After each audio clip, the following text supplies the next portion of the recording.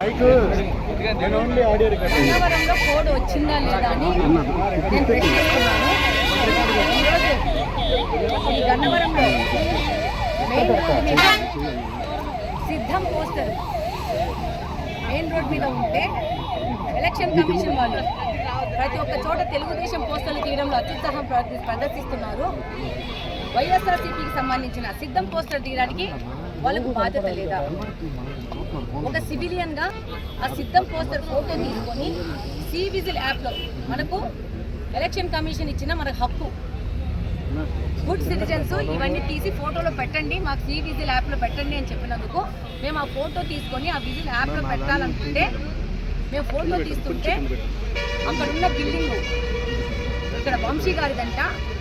ఆ ఆఫీస్లోంచి దాదాపు 50 మంది ఆయన కార్యకర్తలు మా మీద దాడి చేసి నా యొక్క కారు గ్లాసెస్ని ఇద్దరు ఆడవాళ్ళు వచ్చేసి బ్యాంగ్ చేసి పగలగొట్టాలని ట్రై చేశారు. లక్కీగా గ్లాస్ పగలలేదు.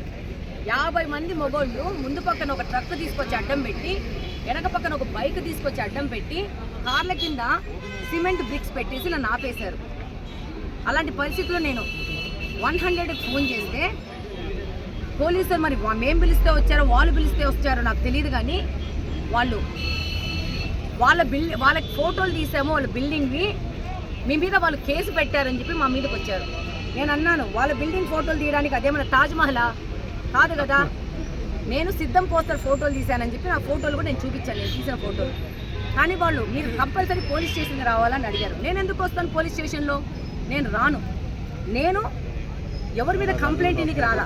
నన్ను రోడ్డు మీద వెళ్తున్న ఒక మహిళని ఒక వైసీపీ కార్యకర్తలమని చెప్పుకుంటే గూండాలు వచ్చి నా ముందు ఒక కారు, నా వెనక ఒక బైకు, నా టైర్ల కింద సిమెంట్ బ్రిక్స్ పెట్టి ఆపితే పోలీసు వాళ్ళు వచ్చి నన్ను పోలీస్ స్టేషన్కి రమ్మంటున్నారు. మరి మీరు కంప్లైంట్ ఇచ్చారు కదా అంటున్నారు. ఆ తర్వాత 10 నిమిషాలకి నేను ఫోన్ చేసిన 100 నెంబర్ నుంచి పోలీసు వాళ్ళు వచ్చి మీరు కంప్లైంట్ చేశారమ్మా అని అడుగుతున్నారు. అంటే నేను 100కి ఫోన్ చేయడం కంటే ముందు వైసీపీ గూండాలు చేసిన ఫోన్కి తొందరగా పోలీసు వాళ్ళు వచ్చి నన్ను బెదిరించాలని చూస్తున్నారు. నేను ఒకటే చెప్పాను, నాకు ఎవరి మీద కంప్లైంట్ ఇవ్వలేదు, నన్ను ఆపారు, నా మీద దాడి చేస్తున్నారు, కాబట్టి ముందు నాకు క్లియర్ చేయండి అని అడిగితే వాళ్ళు మీరు ఇక్కడ 100కి ఫోన్ చేశారు కాబట్టి మీరు పోలీస్ స్టేషన్కి రావాల్సిందే అన్నారు. నేను పోలీస్ స్టేషన్కి వస్తాను, నాతో పాటు నా బండికి అడ్డం పెట్టిన వెనక బైకు, ముందు పెట్టిన ట్రక్కు 2 తీసుకొని రండి పోలీస్ స్టేషన్కి అని చెప్పాను. దానికి వాళ్ళు సంసిద్ధంగా లేరు. అంటే ఇక్కడ క్లియర్గా కనపడతా ఉంది, వన్ సైడెడ్ తెలుగుదేశం పార్టీ కానీ ఎవరైనా సామాన్య పౌరులు కానీ వైసీపీని ప్రశ్నిస్తే వాళ్ళని పోలీసుల రూపంలో బెదిరించాలనుకుంటున్నారు. నాకు అర్థమైంది ఇదే.